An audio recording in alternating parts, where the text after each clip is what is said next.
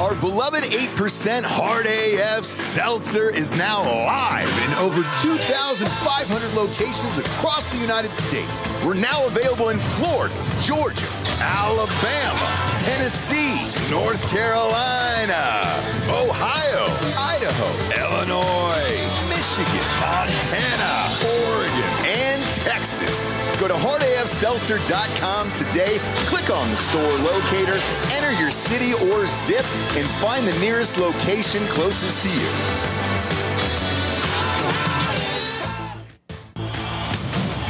Welcome to Drinking Bros, presented by GhostBed.com. Yeah, welcome to the NFL Prediction Show, brought to you by MyBookie.com. Promo code Drinkin' Bros doubles that first deposit all the way up to $1,000. We're in the playoffs, kids. I'm kicking ass. This is the most money I've ever made in my entire life with MyBookie. Apologies to those guys, but I am on absolute fire. As always, we're joined by Derek Wolfe, host of Wolf Untamed podcast. Derek, who you got on the show this week? Omar, Avila, Crispy. Oh, shit, you got Crispy on. Dude, yeah. Crispy's been on our show a bunch. We love him. How was that? It was great. He was here he came in to duck hunt with me and Warren Sapp, so we decided we'll record one while you're here. Warren Sapp? Yeah. No thoughts on having Warren on the show either, bro? Well, it's just the season was going on, so now that the season's over, he's got more time. So like his free time during the season, he wanted to go duck hunting and shit. So okay. So we're talking. We'll figure it out. We'll get something going. Does one duck feed a guy like Warren? Let's be honest. No. Sure but he's such a fun guy to be around. I ran into him years ago when I was training down in South Beach in the off seasons. I'd run into him all the time down there, and he was wild. And he was just kind of going crazy, and you could tell he's kind of like got his life together now. It was, he had all that controversy with the call girls and stuff, so it was not good. He lost all of his money and stuff, so it was just really bad. He spent all of his money on shoes. Believe it or not. No, I can believe it. I mean, if you spend your money on the right kind of shoes, you can make money. Right. Now, I guess, but back then he probably didn't know, and they were probably all scuffed up. He, by the way, raged at Miami to a level that is so legendary. My buddy from college, his brother was the fullback for that Miami team, and so the stories they have and the amount of cocaine those guys did, I mean, it should have taken down the entire cartel. Like, I'm surprised they had enough in Miami. I have guys that played down there too that are friends, really good close friends of mine. They said the stories of Warren Sapp and Jeremy Shockey too. Like Shockey was a fucking animal. Oh man, Jeremy Shockey's like a legend in Costa Rica as well. So when you're down there, you're on these yachts, you're partying, and then they take you out. So like, what they would do, and I hope I'm not speaking out of school here to your friend. Forgive me because I don't know him, so I can speak freely here. Is that they would rent boats and then just get prostitutes, go out to the middle of the ocean and, international waters. Who cares what you're doing out there? And these parties would just go for like 2 days. Exactly. That's exactly what he said. Okay. And he was at USC first. And then when Lane Kiffin left, he went down to Miami and he's like, dude, I thought LA was crazy. He said, Miami is out of control. Yeah. Out of control. Holy shit. Yeah. I'd love to get my buddy on one day. He's got kids and shit. And like, yeah, he's changed as well. I don't think he'd ever, I don't think he would talk about those stories from that 92 Hurricanes team, but who knows? Anyways, big game here this week. D'Anthony, how you feeling? A little under the weather. Yeah, I know. D'Anthony's recovering from AIDS. Luckily, he's rich enough to beat it. So I think he'll be fine here in a couple days. Missed us yesterday. Guys, not only doing the NFL playoffs this week, we're going to fold in the national championship here for college since it is just one game. The Ohio State University against Notre Dame in Atlanta. The current spread on MyBookie is 8.5. This has been all over the board all week. This originally opened up at 9.5, went down to 8. Now it's back up to 8.5. Where do you lean on this one, Derek? it's a tough one for me because I have a real hate for Notre Dame because they stole our coach when we were the number 3 team in the country, Brian Kelly. Yep. But I also have a lot of love for him now because like a really close old coach of mine, Lauren Landau, is their strength coach. He's their head strength and conditioning coach. And I just want to see – I'd love to see him get one after the way Denver – because he was a Denver Broncos strength coach too, and then he was my private trainer before that. But I'd love to see him get a national championship. I just don't see them – I don't see them being able to run the ball like they were doing last week against Ohio State. That's what their ability to run the football is what kind of carried them, and they're playing pretty good defense. But I don't know, man. Notre Dame has a history of going to the national championship and getting fucking smoked. Yep. So that's just because their strength of schedule just isn't there. No, the strength of schedule is not there. Look, I think I read a crazy stat last night, like 17 out of the last 21 CFP games, pre the 12-team era were blowouts. I have a feeling this is going to be a blowout. Notre Dame's got some injuries right now that they are figuring literally out this week. I don't think they have enough time. Now, I know Ohio State lost their entire offensive line, but that was a long time ago. They figured it out. Well, they've at least figured out a system to get around it. I don't think it was necessarily that successful against Texas because they tried to implement the run, and then they were triple teaming Jeremiah Smith and then throwing some doubles at him and a lot of unique looks. Notre Dame doesn't have that defense nor the size on their defensive line, and I don't know how they compete in this game. I don't know how they score points. Ohio State's the number 1 defense in the nation. They're only giving up 12 points a game. They gave up 14 to Texas last week. Where do those points come from for Notre Dame? That's what I'm saying. I don't see Notre Dame being able to make those big plays that they make on the regular, like these big splash plays. I don't see them being able to make those against an Ohio State defense. Because Ohio State's they have the best interior defensive line. They have the best outside rushers. They have the best linebackers. Their secondary is phenomenal. Like there's not really a weak spot on that Ohio State defense that I can see. Yeah, there were quite a few weak spots in Penn State's defense. Yes. Yep. Any time like if you go back and watch that game in the first half, Notre Dame got dominated because Abdul Carter was on the field for 90% of defensive snaps, and then they came out the first possession for Notre Dame in the second half, and I don't know if Franklin was trying to rest him for a second or whatever. That is fucking stupid. He was exhausted. It doesn't matter. That's dumb. You rest him in the middle of a quarter, not for the opening drive. This is why he's such a bad coach. He doesn't understand anything about the way the game goes on the field and how momentum works. Notre Dame had the last possession in the first half and kicked a field goal, which, by the way, that shouldn't have been allowed either, right? And then you let them come in and run the ball down the field with nothing to stop them. On the first possession, that is a goddamn death blow. You cannot allow that to happen, and it shows how incompetent of a coach he is. That won't happen against Ohio State. No, and in regards to Abdul Carter, there was a lot of times on the field, if you go back and watch that game, where he physically called to get out himself. And Derek, I'm sure you've been in those situations too, where either it's an injury or you're gassed, or maybe you spent too much time in the training room or whatever. But the amount of times I saw him make an awesome play and then immediately wave, hey, you got to swap me out, man. Yeah. It was in the second half in particular, it was a lot. Like the way they played him in the first half made a lot of sense. In the second half, it made no sense. And that's why Notre Dame ended up finishing 11 for 17 on third down. At the end of this because game. I'm sure his position coach was like, hey, he needs a fucking break. Like, but you're at the end of the season, man. Like, you can't, I can see if it's like middle of the season, not a must-win game. Okay, yeah, let's give him a break. But dude, you can't be pulling yourself out of the fucking game when you're literally the one helping. Like, we're not gonna win without you. Yeah, I don't blame Abdul Carter for that. No, I don't. And I've done that before too. All great coaches that I've had are like, look, I'd rather have you at like 90 to 100% than at like 40% fucking out there gassed. Like, because my 40%, the guy that's going to back me up better be at least 40% of my skill. Like, especially at this level, you're in the fucking Big Ten. You're playing to go to the national championship. Like, you should have a backup that's capable to come in for all you need is 2 plays. That's it. Because the way I would do it is I'd go first, second, third down. If they got a first down, I would play first, second, third, and if they got another first down, I'd come out. And if you have a good backup, you could set it up to where you go first, second, third down, and if they get a first down, you could come out for first, second down, and come in fresh on third to get that stop. To come in there and get a big stop. That's what matters, man. I'm telling you. That's the shit that matters. You want to be fresh on the big down. Like it doesn't matter. Like they're going to run the ball first and second down. Chances are they're going to throw the ball on third. If you do your job on first and second down, they'll throw the ball on third down. Yep.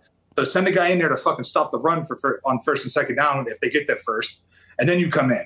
So like give him 2 snaps, but don't go in there and play a defense where it's putting his backup in a vulnerable position. Yeah, I mean, why? It doesn't make any fucking sense, man. The way that, it does make sense though, because Franklin is, as we've known all season, and since he got there, an incompetent fucking turd. But who else is out there? And that's the problem right now. Who else is out there is somebody who's a good coordinator. A good coordinator would not have done that. Yeah. You could go find a good Madden player that knows that. Yeah, I mean, I mean, like we had this conversation before the game. We've had this conversation week in and week out about his incompetency. It's like people know everybody knows what he's doing wrong. He either won't listen or doesn't care to. Yeah. Yeah, his ego is getting in his own way because I guarantee he's got. What happens when you have a coach like that? What I've seen is that the position coaches are all like they don't say anything because they don't listen.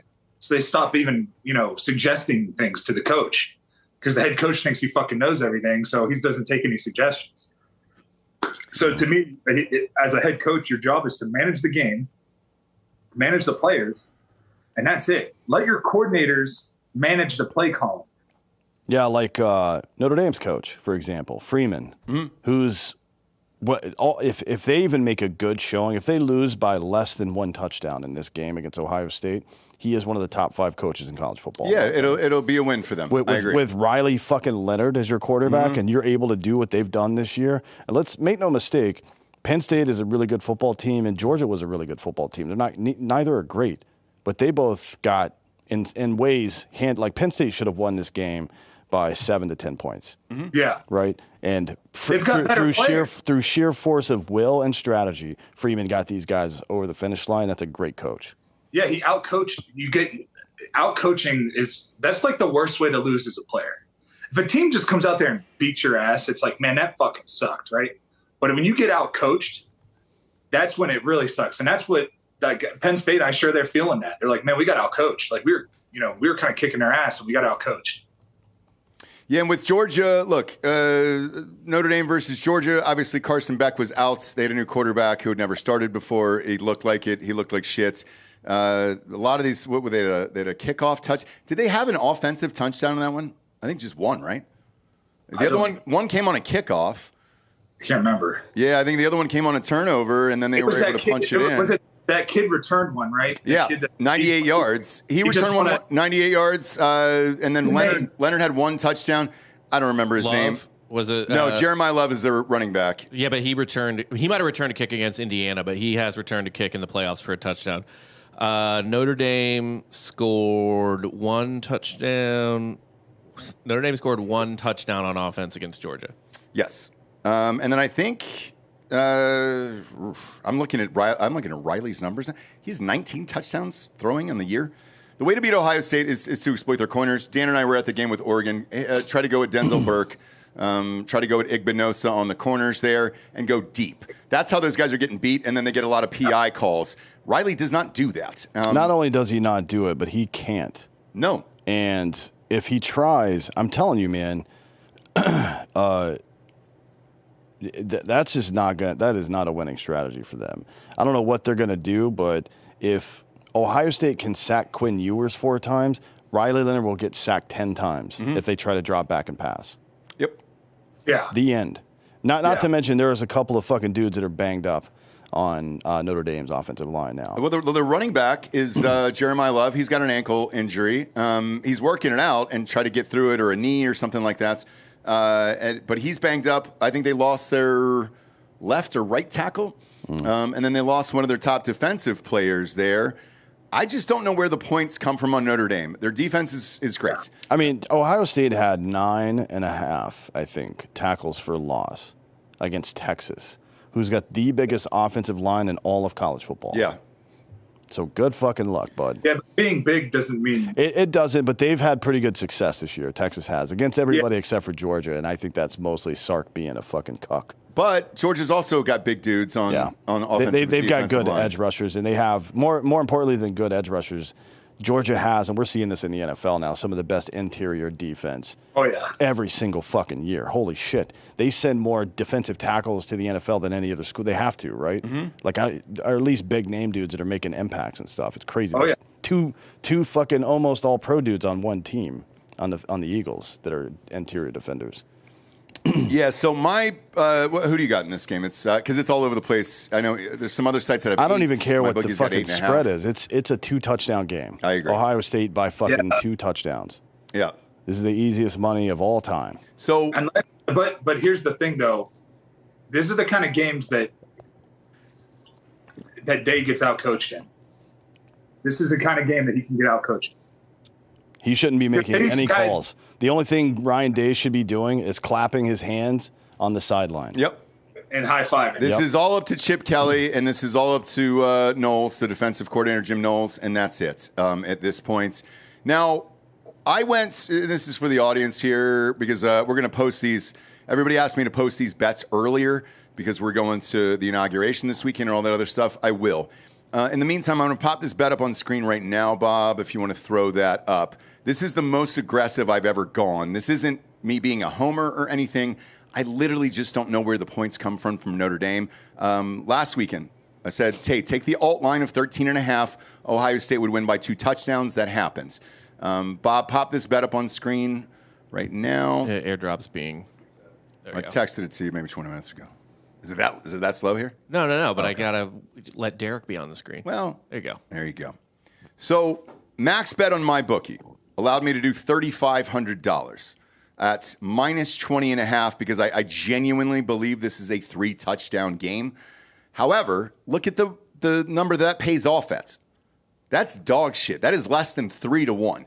So Vegas clearly thinks the same thing.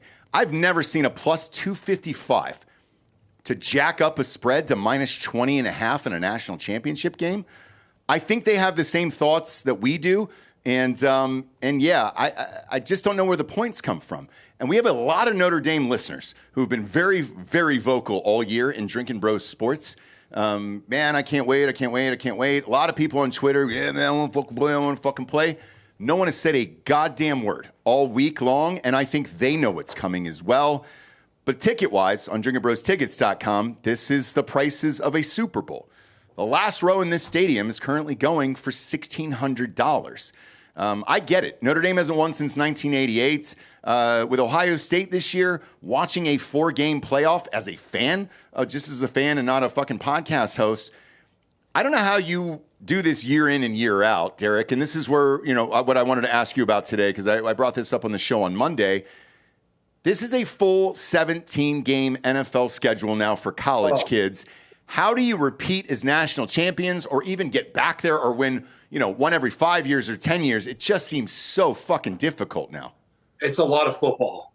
It's a fuck ton of football. And the college schedule, it is a lot. You know what it's like. You get fucking 2 weeks a year off. That's all you get, And it's so I just don't see how it's sustainable. That's why you see guys like Quinn Ewers. He's like, dude, I'm getting the fuck out of here.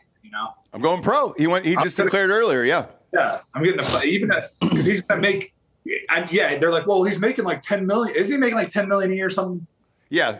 Yes. Right. Like, guess what? He's going to go to the NFL. He's probably going to be a first-round pick, don't you think? First or second-round pick. He'll go through a rookie contract. Then he's probably going to, if he plays a decent quarterback is going to be making 30 to 50 million a year. So it's like, you might as well fucking go in there, play if it was me, I'd play 1 year and get the fuck out, because you're taking years off your career. When you're playing 2 fucking seasons now. Instead, it used to be 10, 11 games. Yep. And they played 12, maybe 13. And then it was like 14, 15. Now it's 17 fucking games. And that is just not sustainable. Not in college football, especially because of the amount of snaps that you're playing in college football, and then you don't have backups. It's just not. It's not gonna work. I agree. And like, let's take Ohio State, for example. If they were to win this national championship on Monday nights, they'll be the first team ever that had to play 7 top 10 teams all season long. If they win, they'll be 6-1 out of those top 10 teams.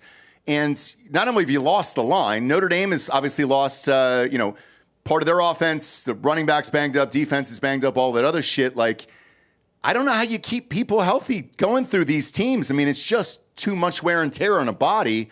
Judkins and Henderson got together and decided to split carries this year at Ohio State because both of them are going to the NFL. I think that's smart, but like, I don't know who else has the luxury of doing that throughout the year either. And the money, like they paid Judkins, I think $5 million at Ohio State. It seemed like a bust at first, but now he's on the verge of 1,000 yards there and he scored 2 touchdowns in the last game. It's like, that's kind of what you have to do. You're essentially building an NFL roster with depth to stay healthy enough to not only play 17 games, but then 7 top 10 games against the biggest dudes on the planet who are most likely all going in NFL. Yeah, and I know what's going to have to happen, Ross, is we're just going to have to because we're still stuck in this like pre NIL fucking mindset, right? Like I'm still thinking of how it was when I was there, and it's totally different now. It's totally because now you can like these big schools are going to be able to afford to have the depth, right? So like Ohio State's going to be like, okay, we learned our lesson. We fucked up. We didn't have enough offensive linemen. Yep. So now they're going to make sure that they do pay a couple extra offensive linemen to, in case something bad happens. Like you need to pay that 5-star. That's a freshman who he's going to be able to come in and fucking play if he has to. Like he might sit the first year, but he's going to come in there and play well. Or you might have to pay that transfer kid, just to come in there. Like it's just the way it goes. And that's just the new NCAA that we're have to get used to. Well, how do you I guess if you want to maintain that depth year in and year out, how do you convince people who are looking towards the NFL? And look, if it's a 5-star offensive lineman, that is a very, very likely potential top 10 pick. Yes. Right? How do you convince that guy to be on a rotation and not be a starter? That's what I don't get. Because as it stands, and maybe it is partly the money, but as it stands right now, people are seeing that. They're looking ahead 1, 2, 3 years into the future, not seeing the clearest path for themselves and just going to a smaller school or a different school right now, right? Okay, well, Dan, how about this idea? How about because when is that transfer portal open again? Because we talked about that earlier. Well, they're going to have to change that. Yeah. Well, so this year's already opened. The first portal opens before the goddamn bowl game start. Yes, which is not that's got to go. That's got to go. And then Dan, you said something earlier in the season that is now coming to fruition at Ohio State.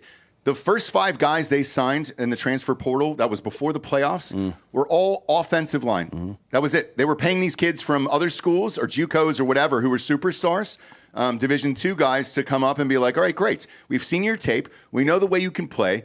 They're treating it like a minor league baseball system to come to the majors, and those were the first guys they paid. They paid 5 of them. And by the way, this isn't any different than the way a smart NFL team runs their organization. Yep. Like, and that's you better have that offensive line set up because nothing else will matter if you don't. What I'm thinking is that maybe there's a point in the season where you're able to, if you're a team that's like, oh, we're competing for a fucking national championship, and then something happens to one of your star players or one of your best offensive linemen or whatever, something happens to somebody that is crucial to your success, that there's a way for you to bring somebody in from the portal or whatever. And get them into your fucking program halfway, or maybe even make a trade for another team. Like make these colleges hey, we'll give you how much, whatever they're paying a guy to say a guy's going to Boise, right? And he's getting paid $500,000 a year to go there. Fucking plays lights. He's playing lights out, and Ohio State's left tackle goes down. So like, well, fuck, we got this guy from Boise. We'll give Boise's like, all right, well, you give us $1 million and you can have him. So they give Boise $1 million. They get to bring him in, and they pay that guy whatever fucking his value is at that time, and then he can get implemented right into he can start playing for the Ohio State Buckeyes that fucking week. You're talking about mid-season trades now. Yeah. For teams that are, because what if you're? It's possible. We've broken every other rule now. Nick Saban just brought this up, though. Yeah, Nick Saban just brought it up. He goes, "What is it now? Is it just a minor league system that is no longer college?" Well, that's what it's always been. dude. Come on, man. What percentage of guys who go from college football to the NFL graduate? Not me. I didn't graduate. Man, I'm not educated. None. Athlete. No. The number is 46%. Yeah. That's actually higher than I thought. Yeah, but that's after. Oh, people I don't mean guys that are in now. Okay. Right? Yeah.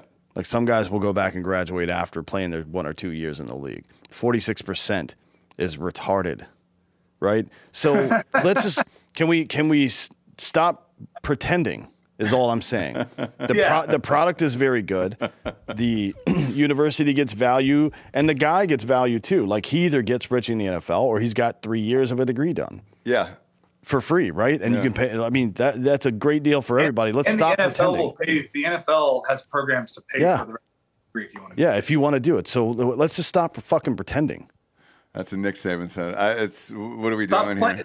It's stupid that we're still trying to put on this fucking dog and pony show. Like, oh, it's about the education. Fuck that. Yeah. It's not about the education. Yeah, that's nonsense. Just not. If you really cared about the education, you would have went to Duke. Yeah.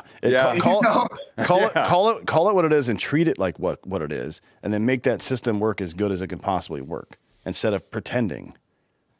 Yeah, it's an odd situation we're in, but lastly, to put a button on this, a couple of my best friends from college hit me up and they were like, "Hey man, I want to go to this game," and I was like, "Just for the audience, can you tell me why? Like these guys would not go to this because Ohio State's had a lot of success over the years and blah blah blah," and they go because of this system right now, it's too hard to predict injuries.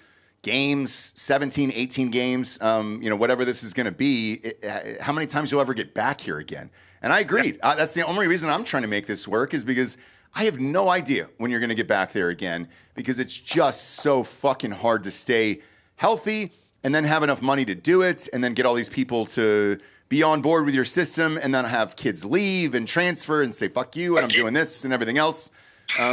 Same thing what's going on with Deion Sanders right now. He told Colorado, I've got the kickstand down. I'm all in. I got the 5-star quarterback. I'm not going anywhere, anything else. And then Jerry Jones calls. Yeah, does my bookie have anything on Deion being the coach of the Cowboys next year? Because I would bet money on that. I would too, but not yet. He wants to coach he claims that he'll leave if he can coach his son. Well, they owe a couple $100 million to Dak Prescott. So here's the problem. There's a $103 million dead cap right now on Prescott. So you can't do it this year. But you could trade something else and get into that slot, take Sanders, take Deion, and have Sanders study under Dak for 2 more years and then become – because, look, there's no guarantee that a draft pick is going to become a starting quarterback. No, the way that we treat it these days is preposterous, right? Yeah. So, I mean, it's not I'm not, I don't know what kind of mentor Dak Prescott is, to be clear, right? But just he's a midget. I know we know he's a midget. But being in the league and being around the quickness of the game and how much different it is, especially from Colorado, you know what I mean, would be a great benefit to Sanders. So if he was capable of playing in the NFL at some point, that would make a lot of sense. The question is, do you spend a first-round draft pick on him? Yeah. I don't. I wouldn't. He was not a first-round draft pick. He's a 4th, maybe, right? 3rd, I think he's like 3rd or 4th. He's got arm talent and he reads progressions pretty well, but it's so much faster in the NFL. You just don't know, and he hasn't done anything to make you believe that he's going to be great in the NFL. It's the same as Caleb Williams, though. Like, if Caleb Williams is so fucking good, like, what happened to the days of like, oh, we have this unbelievable quarterback, we're competing for a national championship because of him. Like, if you have a quarterback that's that fucking good, he should be getting you to a national championship level of team. Like, you should be competing on a national level as a team, unless you're from like fucking North Dakota State or whatever. Like, fucking Delaware, like Flacco was. Like, that's at the end of the day, if you're a first-round top 5 pick, your team should be a fucking competitor in the national championship. Like, you should be competing at least. Lamar Jackson took Louisville pretty far. Yeah, right. Yeah. Cam Ward took Miami back to relevance. Yeah, Louisville was not that good when Lamar was there. They had like 3 or 4 losses. Yeah, but like Louisville, compared to their normal schedule, an 8-4 Louisville, that's the best that they can probably do. No, They've made BCS games. Also, they were better with Teddy. Also, Patrick Mahomes was 13-19 at Texas Tech. Yeah, he was totally. He was terrible. That's why. Terrible. Most elite NFL talent was not like on an elite college football team. I agree. But the guys who start out of the gate, the guys that you spend a first round draft pick on, like Peyton Manning was great in college. Yes. And Joe Burrow then 2019, is that fucking recent enough? Yeah, Burrow's was great in college. I just think and he was an immediate starter. there's There's no guy like fucking Patrick Mahomes should not have started immediately, and he didn't. He didn't. For that fucking reason. So waited it's not a 1 year. comparison that fucking matters. But you should wait at least a year. At least a year, right? I mean, that's it. I mean, Drake May, I think what they did to him, like, hey, dude, 4 games left, 5 games left? Great. Let's bring him in, see what he can do. And you sit and learn for a little bit. So maybe that's what they do. The Cowboys aren't that organization to wait around and do shit. So, like, I'm not sure what's going to happen there. But for you guys, because both of these guys picked Notre Dame to win the national championship, is it just vibes? Because where is their offense coming from? Yeah, I mean, we're not going to give up on the Pope. He's going to give us some type of. But that's all it is. No, like it's mostly vibes. It's voodoo. Ohio State should win, but also to Derek's point from much earlier, this is the type of game Ryan Day gets out coached in. So Ryan Day should leave X up to this up to that, this up to that, but he gets out coached. Yeah, that all Texas the time. game was much closer than the score. it was, but not only did they cover, but they covered the alt spread and everything else. And it's like on a scoop and score. Hey. Sorry about it. I'm 10-0 in the CFP this year. Well, they're at the 1 yard line, and Sark called a fucking pitch play from the 1, so we called a pitch, and hey, Ryan Day called a pitch play from the 50 on 4th and 1. Yeah, it was 2 retards slap fighting each other, and 1 retard won. One Totally. retard has to win. Totally. Ryan Day's retarded. In this game, he's going to win. And congratulations, Bob. He'll be a national championship head coach as of Monday night. Yeah, because the 12-team playoff started this year, so he didn't get his ass fired for losing to Michigan. No shit, but that's what you guys wanted, and now the whole system has changed. And that's the way the NFL worked, by the way. And now you're going to have all these fucking retards exactly what you said. Eli Manning doesn't have a Super Bowl win in the world that these fucking boomers want to live in, right? Mm-hmm. Doesn't exist. It's like, all right, cool, man. And I don't think he should. He definitely should. No, he definitely should. I wanted to see that undefeated season for the Patriots. The more you expose a team, the more you expose their strengths or their weaknesses. That's it, right? And one of the strengths that you have to have is the ability to do it when it fucking matters. That's it. And Ryan Day has proved he can't do it yet. Maybe he'll prove he can do it now. Right. But then how does the world view him on Monday night? They'll view him as a guy who finally got the fuck out of his own way. That's what they'll do. And that's the way they should view it. And that's what a fucking head coach is supposed to do. I agree. God damn it. I agree. Like that's if you learn any lesson from this college football season, forget about the fucking 4 or 12 or whatever the fuck.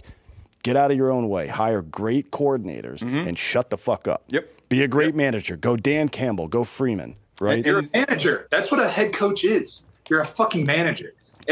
Show me a team that had a head coach that was also the fucking main coordinator and calling all the shots that was successful for multiple years in a row. It doesn't. How can you even do that? And that, by the way, that just answered Bob's question there. That pitch play on the 1 is because Sark is the head coach. He is calling his own offensive plays. And he can't get out of his own way. Was it Pete Carroll that called that fucking pass play? That's a great question. Do you know that answer? Because I've heard rumors over the years. Can you confirm this? This is the craziest conspiracy I've ever heard. I really don't know for sure. But I mean, I would assume. I mean, I can't see Russ being that fucking selfish that he's like, I don't want to just have. I want to throw the winning touchdown. I can't see him being like that. Derek, can I tell you the conspiracy that I've heard for years behind the scenes? Yeah. And I've always died to know, and I don't know anybody on that team or they haven't been on the show to answer this question. The rumor was he did not want Marshawn Lynch because he was so ghetto, being the MVP, being the superstar, the Super Bowl and the Skittles and all that other shit. They wanted to drive this narrative of Russell Wilson being the face of the NFL and let him throw instead of hand off like he should have, and that was the mistake that was crucial. I don't think that was what it was. I think what it was is that it was just you got fucking out chess put. It was a chess match there, and it came down to he's as an offensive coordinator, you're thinking that defense probably thinks Like he had to have thought the defense is thinking we're going to run the fucking football. But the way that play got busted up is because they had been doing it all season. Yeah, it was. That's dumb. And by the way, their offensive coordinator was Darrell Bevel, and he went on to become. He was at Detroit for 1 year as their coordinator, and then Jacksonville as 1 year their coordinator, and got fucking booted from both jobs immediately. So here's what I have, Derek. Maybe you can give some insight onto this. It says that Pete Carroll called a pass play. Would it be the type of thing where he calls up and says, pass it? But then or RPO or something? The OC says, it was picks the play. Darrell Bevel was the OC. I think he called the play, but Pete Carroll, I think, just rode for his guy and said it's all my fault. That's probably true, too. Yeah. Yeah, because we've never gotten a real answer. And it's a chess play, because guess what? If they had run the fucking ball and got stuffed right there, people would be like, oh, they should have fucking did an RPO. Like, it's, you know what I mean? So it's one of those things where they're assuming the defense is going to fuck it. It's just, it makes way more sense to give your ball to your fucking bowling ball. Yeah. Like, Marshawn Lynch is the hardest running back I've ever had to tackle. I used to fuck Derrick Henry up, all right? Like, he was not an issue. It was not hard to tackle. Marshawn Lynch, that motherfucker was hard to tackle. That he was, you could not bring him down with one guy. It was fucking. Can you imagine? Like, you're going to tackle him somewhere in the box, right? Fucking hard enough. Can you imagine being like a strong safety trying to tackle that asshole? With his legs the size of your fucking waist? Like, fuck no, dude. And I remember I should have blocked my rookie year. And like went to tackle him with like just my body.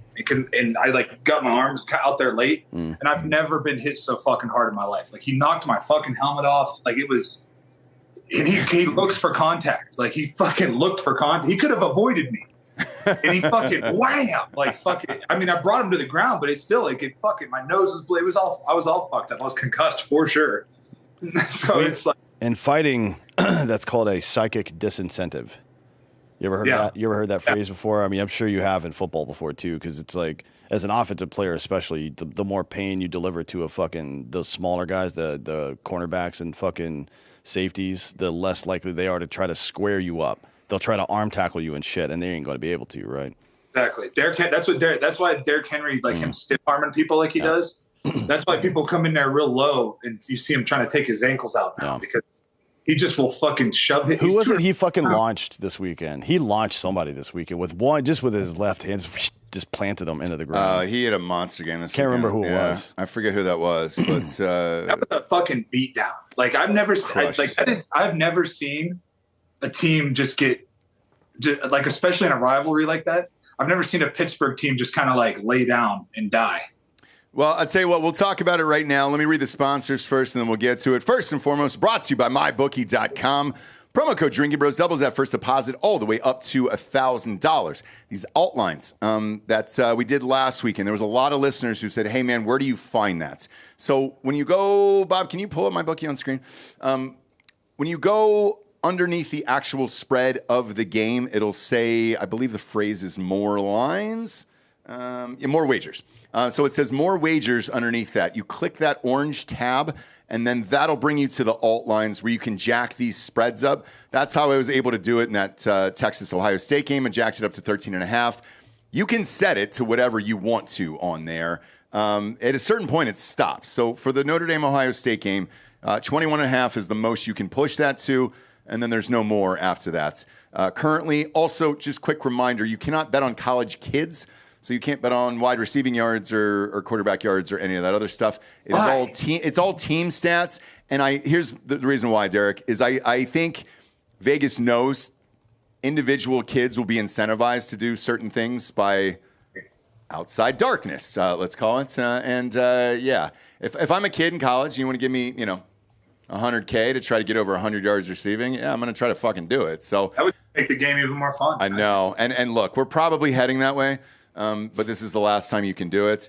Bob's scrolling through it there on the screen. You can get all these alt lines right now, including Notre Dame. Let's say you believe in Notre Dame out there and you're like, fuck Ohio State. Great, man. Take these money lines, jack up that spread. Let's say you think Notre Dame's going to destroy Ohio State. You can make a fuck ton of money. What is Notre Dame? Ross, you know how you avoid the fucking bullshit there? Is you give them NIL incentive to get 1,000 yards, right? You give them, They're- and then they're not like they're like I'm not. Why do I care about this fucking gambling bullshit? they're doing it now. $1 million. Yeah, and I bet they're not sitting out fucking bowl games after that. Yeah, No, they and won't sit down games. By the way, Quinn Ewers had to start 8 games to get his NIL money. I was going to say they're already doing They're it already with doing it. games. Like you have to play a certain amount of games at least. So Yeah, a certain amount of snaps played, I think, is the way you do it. You know. well, I Like, mean, that's I would add had a I would add the contract. performance incentives as well. Yep. Why not? Why not? I had a contract. My contract with the Ravens, my rookie year, my first year with them. They put I had to play like 78% of the snaps or something, and it was an extra like $2 million. And I remember we were playing it was like the last game of the season, and I needed like 3 more fucking plays. And I ran over and told the D-line coach, "Hey, I need 3 more fucking plays to get my percentage." And he like fucking made sure I got those 3 plays, you know. And it's like that's the type of shit. Just like we talked about it with like Mike Evans, the guys that's fun. You got to bet on those guys getting their catches, right? And getting their yard totals. You could do the same fucking thing in the NCAA, and that will keep from people betting because people are not going to bet against themselves unless they're fucking really down and out. But you know, at the end of the day, guys will play harder for money. Like that's just the way it goes. If you fucking give them an incentive, like, hey, you got a $500,000 incentive here.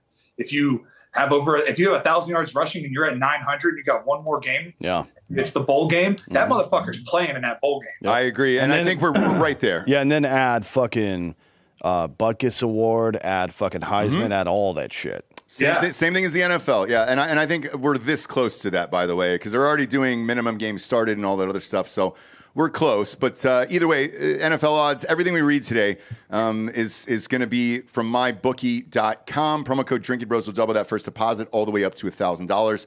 Had a great weekend in NFL last week. Only lost 1 game in that one. So we all won a shit ton of money. It has been just an unbelievable heater for the last 5 weeks. If you've been on the other side of this, they do have a rake back for all the day one homies in there. So if you lose, you can go back in there, rake some back, and then drop this on some parlays, and then boost it back up, though. And look, do we really feel alive? We don't have money in the game? We sure don't. Go to mybookie.com, enter that promo code Drinkin' Bros. Double that first deposit up to $1,000. Next up, we got drinkinbrostickets.com. Other than the Ohio State's Notre Dame game, these are like Super Bowl prices here at this point, everything else is pretty reasonable for the NFL. So if you want to go out and see these, they're open and shit. Can we get any better than that Ravens-Bills game this weekend, for Christ's sakes? I mean, that's phenomenal. And because of the weather, it's going to be 16 degrees at kickoff. It's only $120 if you're out there in Buffalo and want to get fucking loose over the weekend. That's not bad at all for a playoff game against them. Ironically, and we've said this all season, the highest game of the weekend in the NFL is the fucking Lions, dude. Last row in that stadium is going for $420 there. Lions fans have showed the fuck out this year, and good for them. Everything else, cheap. You want to go to the Chiefs game this weekend? $100. Who cares, dude? $100. Go watch Patrick Mahomes and be awesome and all that other shit. Lastly, we got. I have an answer for why that Chiefs game might be so cheap. Why? The low is 4 degrees on Sunday. Oh, Yeah, but that didn't stop. beautiful. That didn't stop them last year. Sure didn't. It was -14 last year, if I recall. Yeah, they'll come out. But it's the Texans, so I get it. I think they're going to steamroll them. Spread is pretty fucking high already, but we'll get to that in a second. Last but not least, we get hardafseltzer.com. If you're out there going to these games, tailgating, all that other stuff, go to the store locator on hardafseltzer.com. Enter your city or zip. It'll take you to the closest location nearest you. Grab a 12-pack. If you like the taste of it and you say, hey, these all taste like liquid Jolly Ranchers. No carbs, no sugars, no gluten. If you give a fuck about that, I'd love to invest in the company. You can at wefunder.com/hardafseltzer. That way, if you're out there and you're tagging the product and putting it everywhere and giving it to friends and family, you at least own the fucking company. And I know sales have been through the roof, and a lot of these places are just selling out.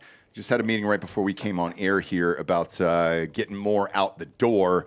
Those flavors, shit. Ari Shafir freaked out on the show yesterday. He was like, "God damn, dude, this is a literal Yeah, he had the liquid OGs. Jolly Rancher." He liked the OGs. He liked the. He loved the OGs, but then he had peach, these, I and he think, goes, yeah. "Jesus Christ, man, this green apple is nuts. Like this is exactly from when I was a kid." So it's been great. All right, you know the rules. We'll start with last week's hits and misses, and then we'll go on to this week. Last week was easy. Only one miss, man, and it was his first game. Chargers at Texans. Derek, what happened to the Chargers in this game besides Herbert throwing 4 picks? I'll tell you what happened is Joe Mixon happened. Big game. Joe Mixon had a fucking game, man. Like he just, if you have over 100 yards rushing, you should win in the playoffs, especially. You should win. Like it's just like what happened to the Steelers. They let fucking Derek Henry go crazy. Like he went fucking crazy. And obviously they couldn't tackle Lamar. He's just impossible to fucking tackle, I guess. But at the end of the day, man, I think the Chargers were just happy to be there. It seemed like they weren't. They don't have anybody on their team that's ever won anything, really. Think about it. Besides their coach. Well, yeah, they have a coach that has, but when you have players that have like won fucking big games, and they didn't rise to the occasion. Like their defense is the backbone of their team, and their defense didn't show up. No, and look, I think the Chargers, if you're a Chargers fan out there, which, all four of you, if you're listening, you overachieved. I didn't think that they would get in the playoffs this year. I thought they would be close. So I think they overachieved. Stroud ended up showing up like he did in the playoffs last year. Had a great game. Mixon had a great game over there. I think the future's bright for the Chargers. This one blowout is fine. If Herbert continues to do this in the playoffs, maybe got a problem next year, but I'd give him one more season to see what happens and how this shakes out. The Chargers have to do something about their edge rushers, because Khalil Mack, he's still got some juice, but it's not the same Khalil Mack that he used to be. And 2 sacks. I know, but I'm saying he's not what the Khalil Mack of the Khalil against this fucking Houston team. Khalil Mack 4 or 5 years ago would have had 5-6 sacks next year. Yeah. Seriously, yeah, they should be using him like Von Miller now, not as a first line option for sure. Yeah, he shouldn't be out there. He shouldn't be out there on first and second down unless it's a fucking 2 minute end of half, end of game situation. Yeah. He should be in there on crucial third down plays, crucial second, third down plays, and then Joey Bosa is just fucking hurt all the time. Yeah. He can't stay healthy. Yeah. He can't stay healthy. But give some credit to Houston too. I mean, but they're teetering on the edge, right? If Nico Collins gets banged up and can't play, they can't win against anybody. Oh, yeah. Like the middle teams in the NFL, forget about the playoffs, would still beat them. Make no mistake, they're losing next week to KC. But at least the chatter of what this season was and everything else and the injuries they overcame, this is a big win for them this week. And congratulations, I missed it. The Chargers also have to figure out what to do. I think they need to trade Quentin Johnston to a different team. I think he'd be successful somewhere else, but not in this style of offense. Frankly, right? He's big. J.K. Dobbins getting hurt was not good for them either. No, definitely not. But Quentin Johnston all throughout this season, he can't get open. He's a big dude that can catch the ball, but you have to be in a system where you're coming off of another guy. He's a large slot receiver. Think of like somebody like Mike Evans, but not as good as getting open. Like you can throw to him and he can be a 1,000-yard receiver, but not on this team. He's not your number one guy, in my opinion. No, he's a number 3, but he could be a number 3 with 1,000 yards on a great team. Sure. Just not on this one. He's not going to have success on this team. He had 5 targets, 0 receptions in this game. Yeah. Next up was Steelers-Ravens. Won this one pretty heavily here, and like you were saying earlier, Derek Henry, 186 yards, 2 TDs, absolutely fucking destroyed this team. But I think the bigger news on the back end of this is Russell Wilson said in a presser that he wanted to remain with the team. Derek, if you're the Steelers, do you even keep him at this point, or what do you do? No, because you got Justin Fields. I mean, what's the point? You had him on a 1-year deal. Great to have him come in there and help get you to the playoffs. You're lucky to make the playoffs with that fucking team. And you had you had some injuries and this and that, but at the end of the day, man, I don't think you're not going to pay him because he's going to want a fucking big contract. You don't pay him. No, but so Fields is done too. So this was the last year of his rookie deal. Do you pay him a top dollar amount? I would pay Fields. But do you pay him like a Baker Mayfield in that 100 range or? Fuck no. You pay him a prove it deal. It's like hey, you got to prove it. And that's why I think that was the game plan of not letting him start the whole season was to avoid having to pay him big money, because now they can get him on a prove it deal. Like, hey, dude, this is your second team. You're going to go on a prove it deal for, I don't know, probably what, $22 million a year, $23 million a year. Yep. For like a 2-year deal.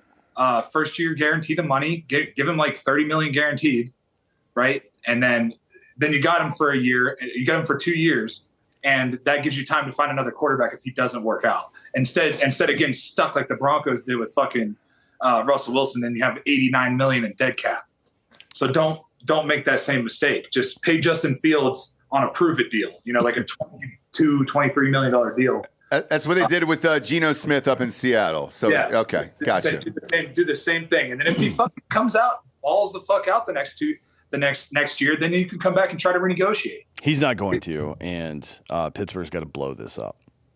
I mean, they haven't won a play. They have not won a playoff game since 2015. 10 years. Yeah. That's it. When did Roethlisberger retire?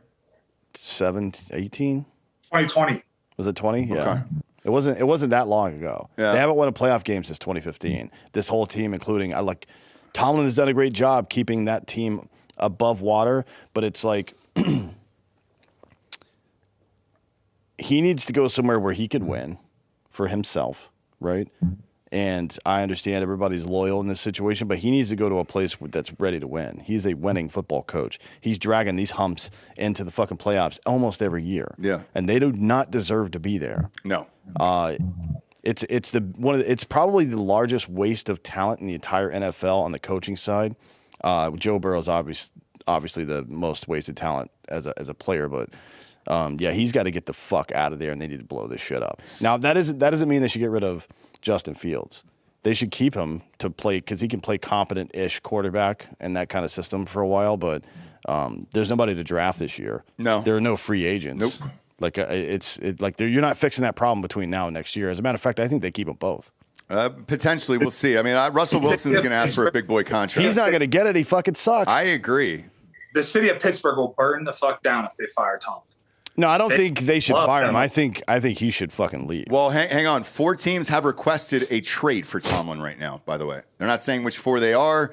Tomlin says as of last night he was not interested in a trade. No. So his wife has a clothing store and everything there. No. That's fine. If he wants to keep being barely good enough at that job, right? That's fine. If you're comfortable with mediocrity for your entire life, go for it, bud. Is she white or black, Derek? Do you know? Both. The wife? She's zebra.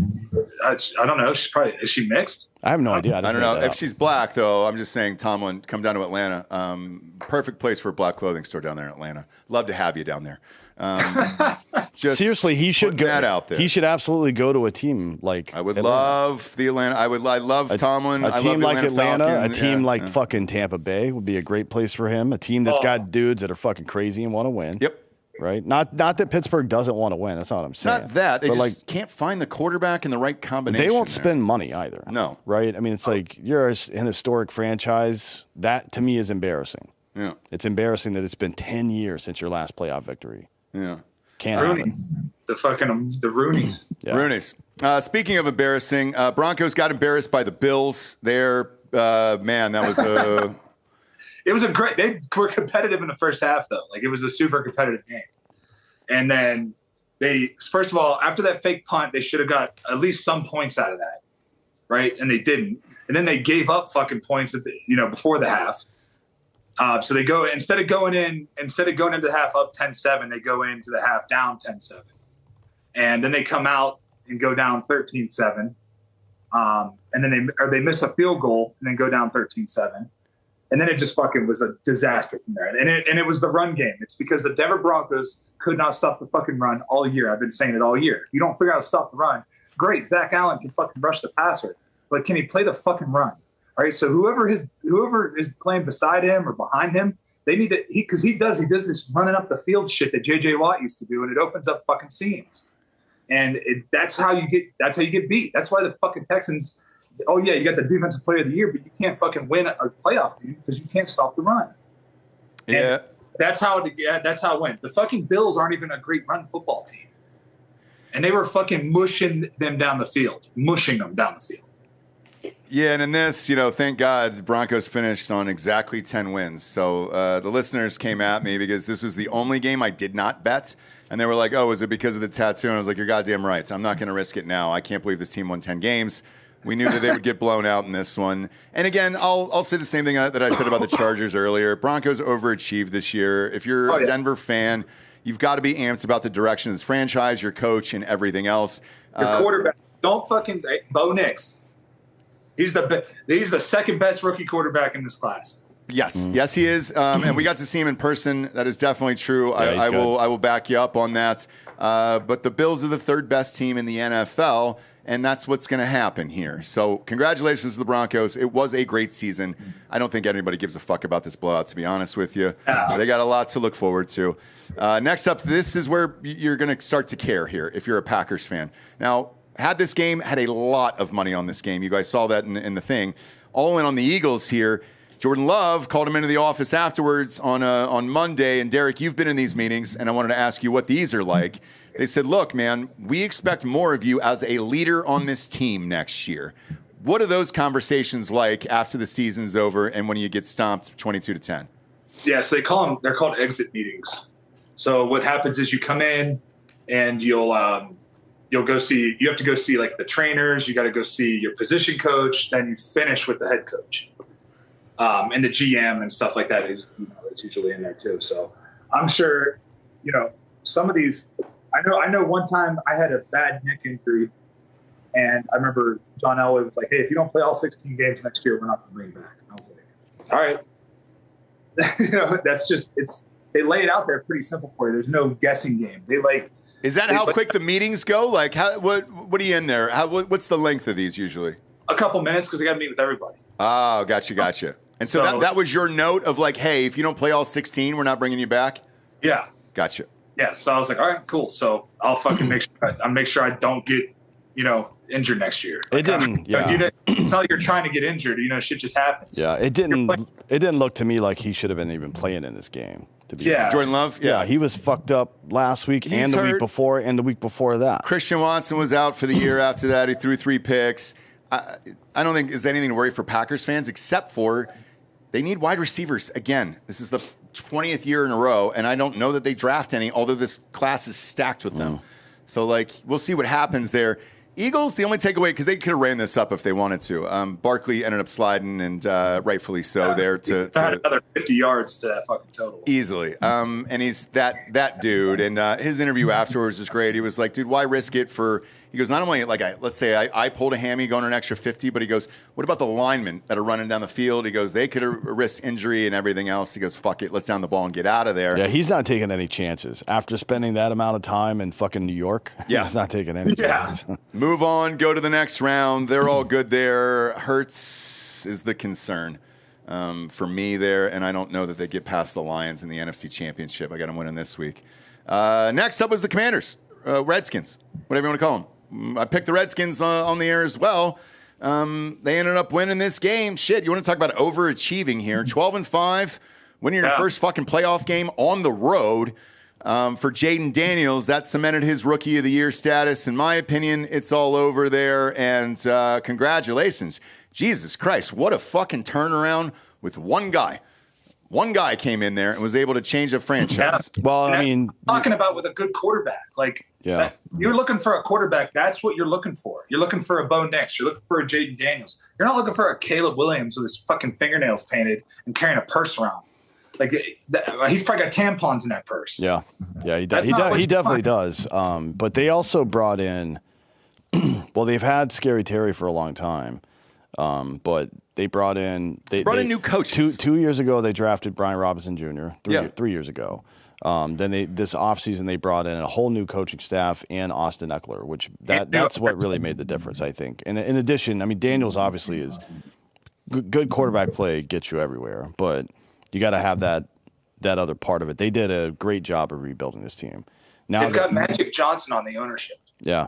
And so they've got some big moves to make. They need to make their defense quite a bit better, which they'll be able to, I'm sure, and get another receiver. But I mean, that's a fucking far cry complaint from what you would have complained about them last year. Totally. Zach Ertz is on his last leg, so I think they'll need a new tight end, probably another running back here. Eckler only had 27. Robinson only had 16 yards. This was just simply Jaden Daniels carrying this fucking team. And my God, man, he was good. And they ended up winning, so they advanced to the next round. I'm sure Delco's amped about that. Next up, we got Vikings at the Rams. God, I call this all year. I go, win every week. Win every single week, you skull motherfuckers, dude. You will get to the first round of the playoffs. You will get destroyed. I bet all of the money on this. And no one would fucking listen. No one would goddamn listen. And here's where we are. You could see the look in that blockhead's eyes as he was trotting out there for the third and fourth quarter that he just saw that fucking $200 million contract going down to about 60. It was like watching fucking Plinko. Just watching the money, watching Sonic the Hedgehog fucking lose rings. Gone. This worked out about as well as it could have for both Darnold and the Vikings, I think, because while you're right, this will cut into the contract that he's going to get, and I think it'll be with the Vikings. It'll allow them cap space to fix the real problem on that team, which is not him, but their shit offensive line. He got sacked 9 times and hit 12. That's not his fucking fault. He looked good other than that. He made some great fucking plays in this game, actually. That on the run, back across his left shoulder throw to Hawkinson in motion that he made is elite. This had nothing to do with Sam Darnold, and it had everything to do with the Vikings suck at coaching, and their fucking offensive line was terrible in this game. They got fucking ran over all game. But that Hawkinson pass didn't come till late. Me personally, I would not sign this guy for a huge contract. It is what it is. The one thing that I was wondering throughout this game was why not just pop in Daniel Jones in the second half, see what happens. To what, throw interceptions? You're getting destroyed. It's 24-3 at halftime, but you picked him up off the waiver wire. J.J. McCarthy is going to come back from his injuries, so now you got 3 quarterbacks potentially. If you know Durr isn't coming back next year, pop in Daniel Jones and just see what happens. I know Twitter and all the Vikings fans were asking for it. Because he is coming back. Daniel Jones? No. Dirt? Darnold. Oh, boy. I hope so. For just for me and for the Vikings fans, I hope he does. I hope he starts there for the next 10 years. I would love it. I would love to see it. It'd be great. And I hope you guys are correct on that. But what do you do with J.J. McCarthy? Hey, fun fact. I have 1 interception in my NFL career. Guess who it was against? Please tell me it's Durr. Yep. Oh, is it really? God damn it, dude. Did you say that to him? When you passed him? No. I got fucking high-load by an offensive lineman and a receiver, so I was getting hurt. God, if you would have gone down and just kind of like this, like a Down syndrome voice and just going... It would have been the greatest thing of all time, man. You should have just lied. I would have never known anyways. Rams look good, though, man. I mean, look, Nakua and Kupp are back. Kyron Williams had a great fucking season at running back for these guys. And Stafford already knows how to win a Super Bowl. It's a tough out. Dude, their defense is playing fucking lights out. They're playing team defense. They're playing They're all flying around. They're having fun. Like, this is, I wouldn't want to have to play that team. Nope. Yeah, I apologize. I thought the Redskins were playing the Eagles. Or not. The Rams are going in there. I'll take the Eagles in this one. But every open field tackle with the Rams in this game, there were 4 or 5 dudes standing around. It reminded me of the old school Ravens teams. That's how they taught.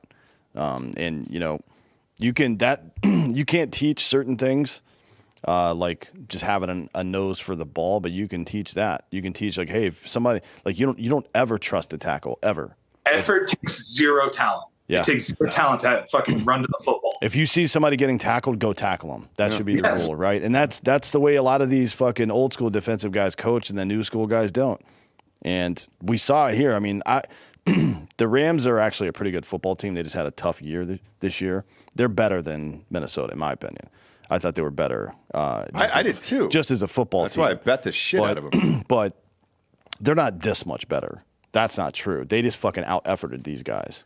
Yeah, I mean, it looked like they just gave up at a certain point. They didn't want to be there. All right, we'll get to this week's games here. Bangers. Remember, we got 2 games on Saturday, 2 games on Sunday. No Monday night games this week. We are down to the final 4. First up is Texans at the Chiefs. This is Chiefs minus 8.5. Derek, who you got? I'm taking the Chiefs. Okay. Texans at 8.5.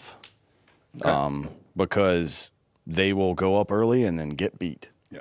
And lose by a touchdown, probably. Yeah. Probably by somewhere between money taking the Texans on the money line just because Kansas City won't cover. Well, money line means the Texans will win. Yeah. So you're just gonna take the points on that one at 8.5. Yeah. So Texans at 8.5, I'll take, and I'll probably take over 41.5 too. Okay.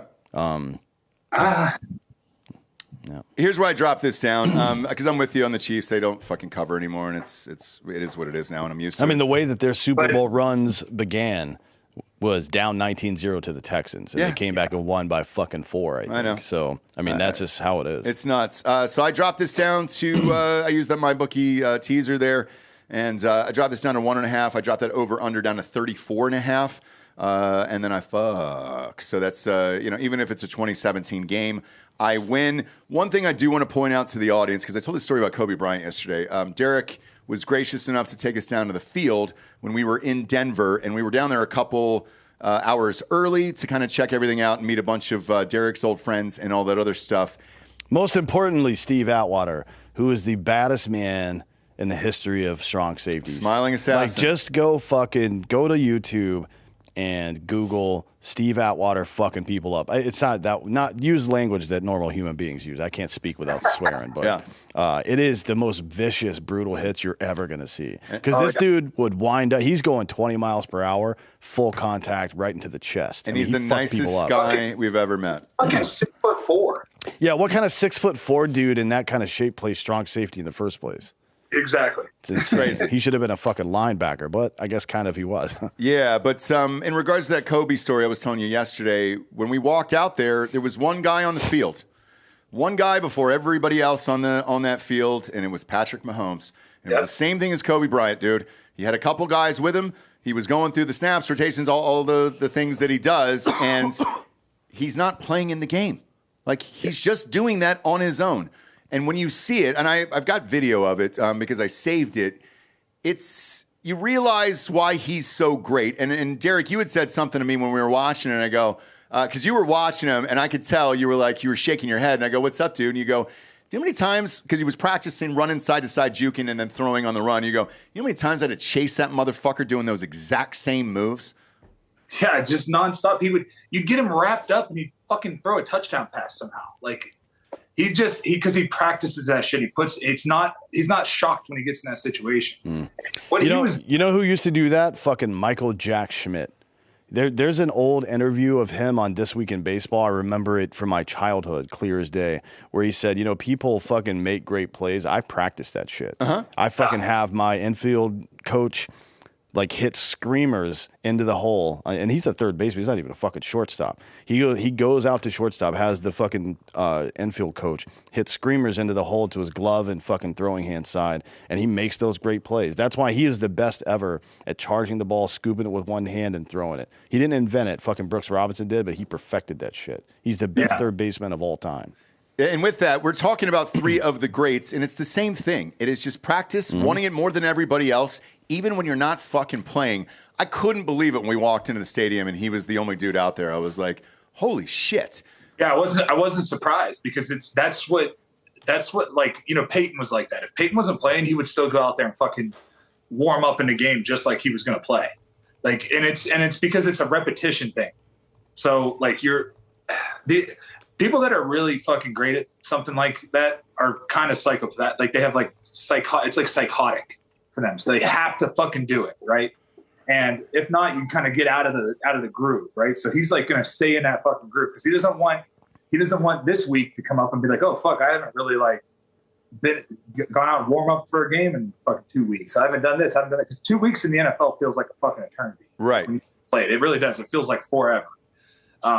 Because things just happen so fast, and when you're not playing, it's all slowed down. So you're just fucking hanging out, and you're you have to keep that edge, that mental edge, and that's what he was doing. He was keeping his mental edge, still out there running around. He was in a fucking whole sweatsuit, with his cleats on. He wasn't out there just fucking around throwing footballs. He was running. He was making people run routes. And he was rolling out and fucking switching backfield, running. I mean, he'd run 40, 50 yards in one play sometimes, just out there warming up. Yeah.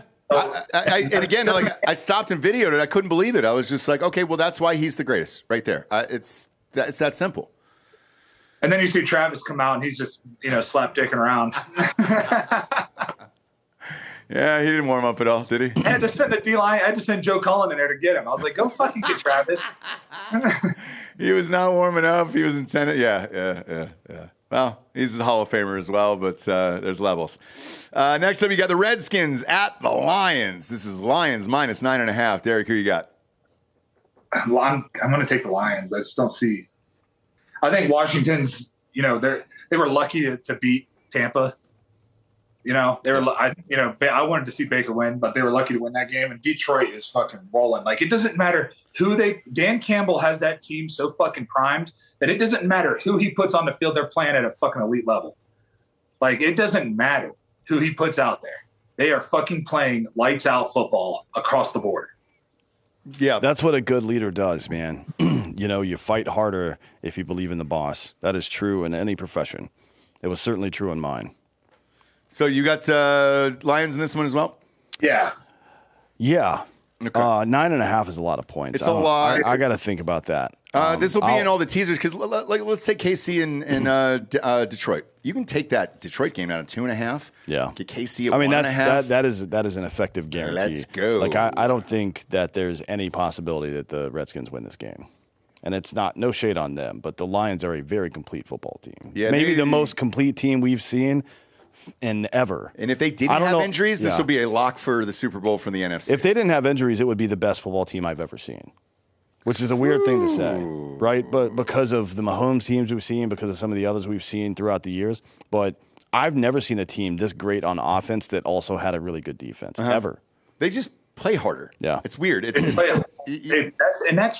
why football is so great, because if you play hard, like, good things are going to happen for you. And that's what they do. That's like their ethos. It's just fucking, like, he said it day one when he walked in there. He's like, we're going to fucking bite your ankles and fucking, bite your kneecaps. Like, that's the type of players that we want. They want guys that are going to, you might not have all the talent in the world, but guess what? You're going to get off a block and you're going to run to the fucking football.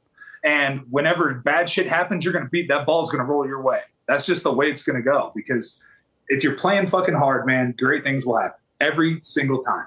Yeah, it's just that's what's happening with Detroit. Because everybody, think about how many times we were like, oh fuck, this injury, that injury, they're done, and they just keep fucking winning and they keep playing great, and that's just the way it goes. And they're getting people back. So Montgomery's back this week, full practice. Is Hutchinson back this week? I don't think he'll be back for the divisional round, but there is some chance he'll be back for the Eagles NFC game. Yeah. And then certainly I think he would be back for the Super Bowl, should they make it. Wow. But he had a broken fucking leg, so it's like... Hey, relax, dude. Yeah. Just Derek, fucking relax. Get over it, pussy. Yeah. Yeah, but I'm saying, is he going to be the same? He's not going to be able to do the same shit that he was doing. Just pour some tussin on it. It'll be fine. It'll be fine. Yeah, I don't know. I mean, I guess it depends on what kind of... Campbell's a smart guy. Depends on what kind of packages you use the guy on. You can't expect him to get around the edge as much, but... If you're the Lions and you're playing against the Chiefs, do you want him to get around the edge as much and have Mahomes fucking busting up the gut like that? I don't think so. You got to contain that bitch. So I don't know. Said Mahomes likes to escape to that B gap on his left. So that's where Hutch would be, right, in that scenario. Yeah, well, he'd be in the C gap, so you wouldn't want him running up the field. You would want him to contain, like go up and under and keep him in the pocket. Explain up and under. So, like, that's where you're taking like 2-3 steps up and getting that offensive tackle to open up and then working an inside move. And then when you do that inside move, you got to make sure that your inside rusher is going to have your back. Because me and Vaughn used to do this. I would just push the pocket. Vaughn would go up and spin underneath, and then I'd cover him. And so if he doesn't make this tackle and just flushes him, I'm there to pressure him. And the guy's got to basically hold you to stop you from making that secondary tackle. Exactly. So, yeah, that makes sense. Yeah, well, look, Dan Campbell's a pretty smart guy. I think he'll figure it out. Should Hutch get back. Even if he doesn't, though, they've been playing great defense. Yeah. Even without without 13 fucking people that are they're just playing hard, man. And it's impressive to watch. And it's fun to watch. They're a fun team. I would love if this team won the Super Bowl because they're a fun team to watch, and I just enjoy watching them on a weekly basis. Next up, you got the Rams at the Eagles. Now, the interesting thing here is the 3 o'clock game. You're going west, way as far west as you can possibly go to east. This is Eagles minus 6.5. Derek, who you got? I'm taking the Eagles. Okay. I think the Chargers are going to play them tough. Rams? The Rams. I think the Rams are going to play them tough, but I don't think that they have all the pieces to beat them. Like, I just think that the run game of Philly's run game is just so fucking good right now. I don't see the Rams being able to stop that run game. I don't see it happen. Who you got, Anthony?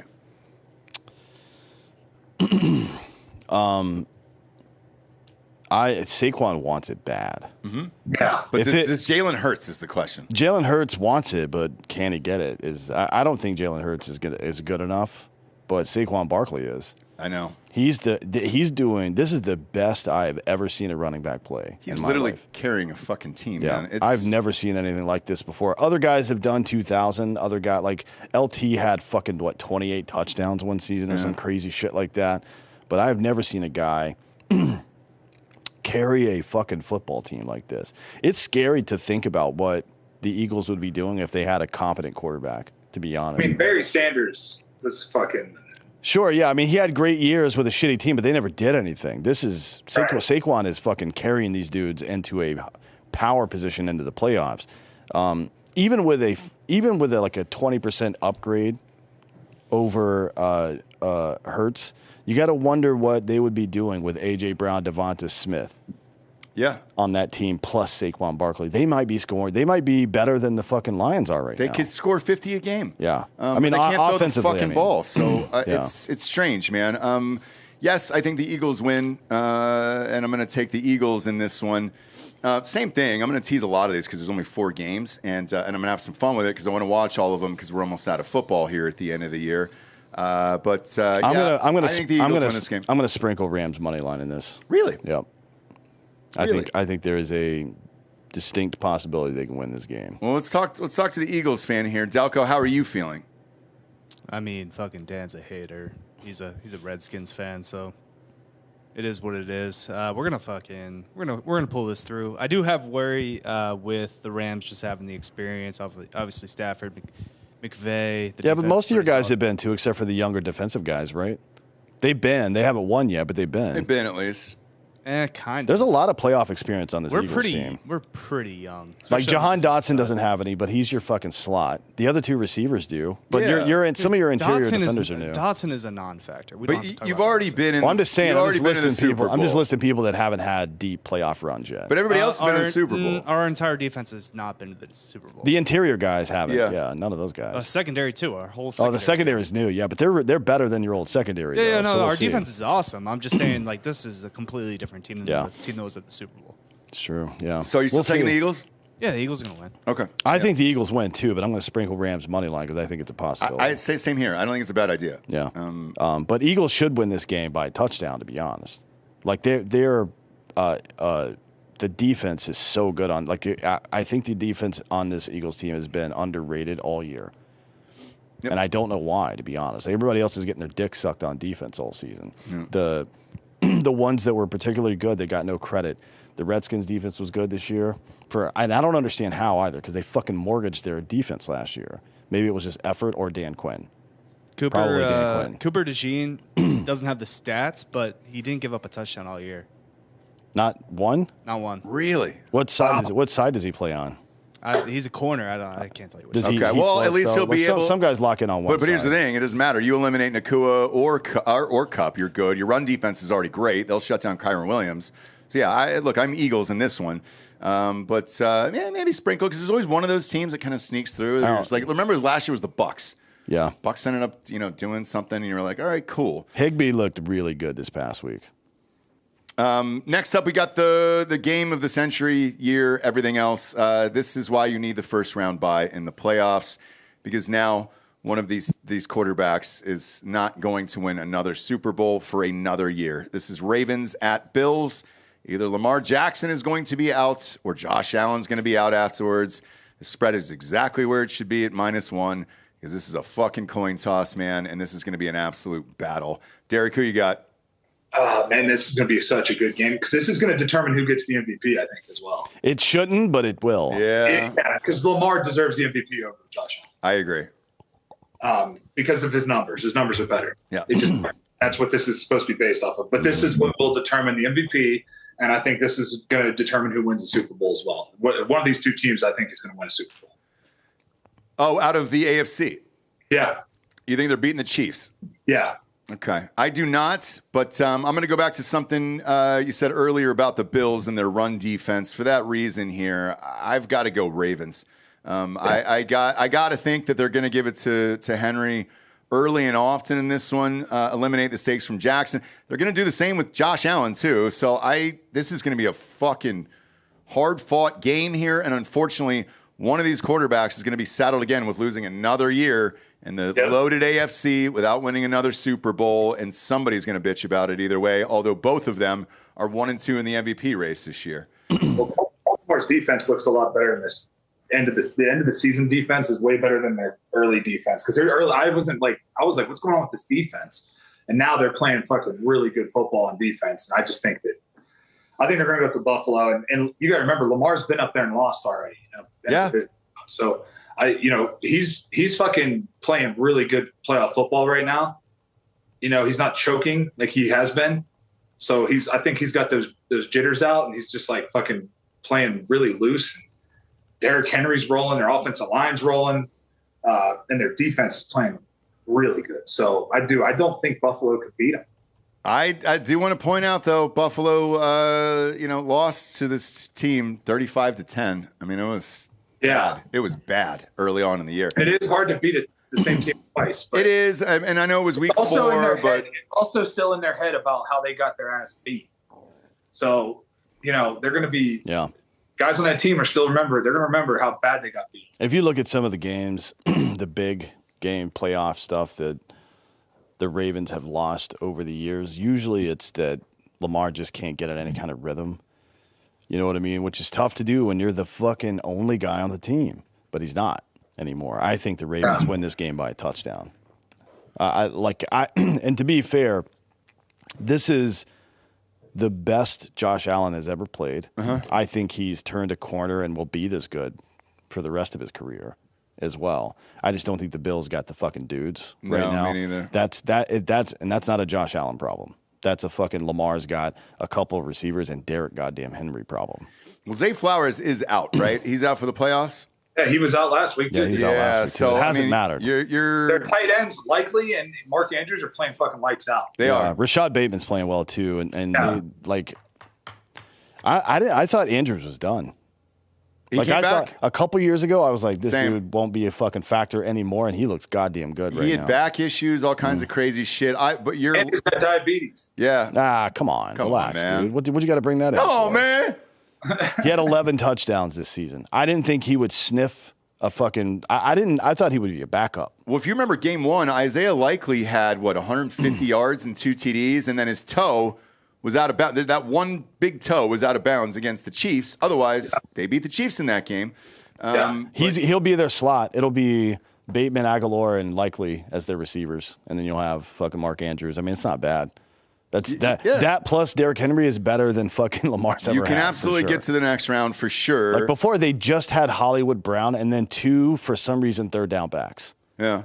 So then I think we're all in agreement here. The week after would be Chiefs versus Ravens, and then Eagles at the Lions. Man, if we get that, we are lucky. I mean, that's the 2 best matchups we could possibly get, I think. A Lions-Ravens Super Bowl would be fucking awesome. Any of those combinations, except I don't want to see the Chiefs in it again.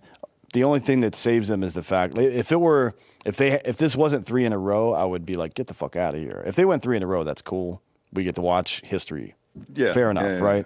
But I would love to see another team do something. I personally, out of the let's see, what do we got? 8 teams left here. I want the Lions to win. I want Lions. They're only ones. Lions, Bills would be my personal choice. Yeah, either one of those teams winning would be fine with me. Just as a fan, both fan bases are dope. Neither of those teams have ever won. No, so it would be as a fan that would be a blast. Yeah.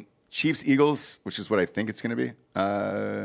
Lions maybe. Man, do you want to see Chiefs, Eagles again? I don't. No, the Chiefs will fucking. I don't think the Eagles can beat them. I just think it's inevitable. So do I. But I think it's inevitable at this point. But who knows, man? We'll this see. is going to be a blast of a weekend. Derek, we appreciate it, my man. You look good. You look strong. You're back from Mexico. Yeah, that was a really good time. Sure it was. I'm going back to Mexico this week. Are you really? Yeah, it's gonna be fucking frigid cold here. So I'm like, let's get the fuck out of here. God, that's nice. Look at you, just changing the weather like Jay-Z used to say. Thanks for tuning in, kids. Go to iTunes, rate the show 5-star, and leave a quick review. Also, head on over to Spotify. It's just a 5-star, and you can walk away. For Derek Wolfe, D'Anthony Hollaway, I'm Ross Patterson. This is the NFL playoff prediction show. What round are we calling this? Round 2. Divisional Good round. night, everybody. Divisional round. Good